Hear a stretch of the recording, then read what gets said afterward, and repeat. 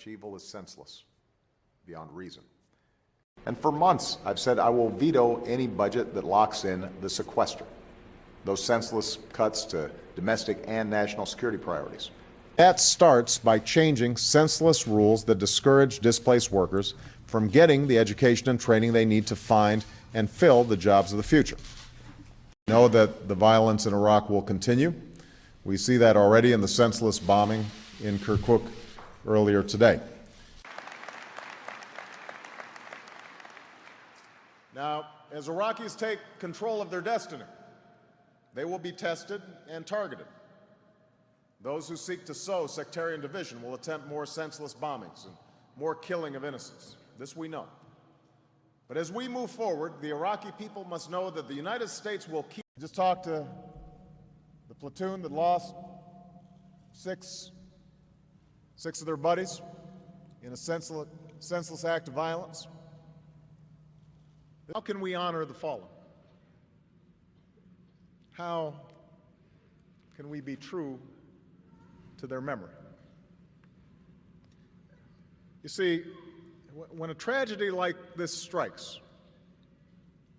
it is part of our nature to demand explanations, to try to impose some order on the chaos and make sense out of that which seems senseless.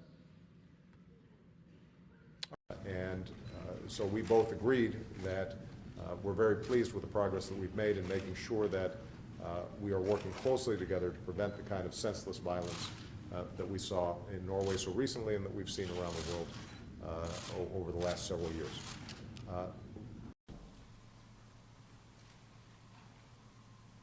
There will be senseless deaths that aren't prevented. Is senseless. It's beyond reason. But there is absolutely no justification to this type of senseless violence. It is hard for the American people to make sense of that because it is senseless, and it is totally unacceptable. No single law, no set of laws can eliminate evil from the world or prevent every senseless act of violence in our society.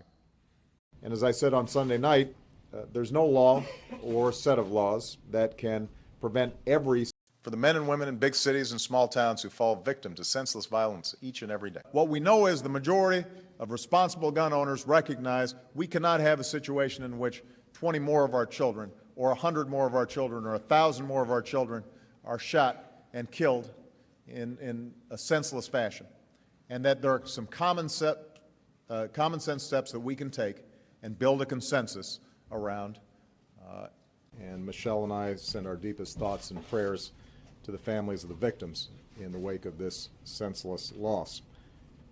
No one should feel our pain or the pain felt by the tens of thousands of people who've lost loved ones to senseless gun violence. And that's why we're here.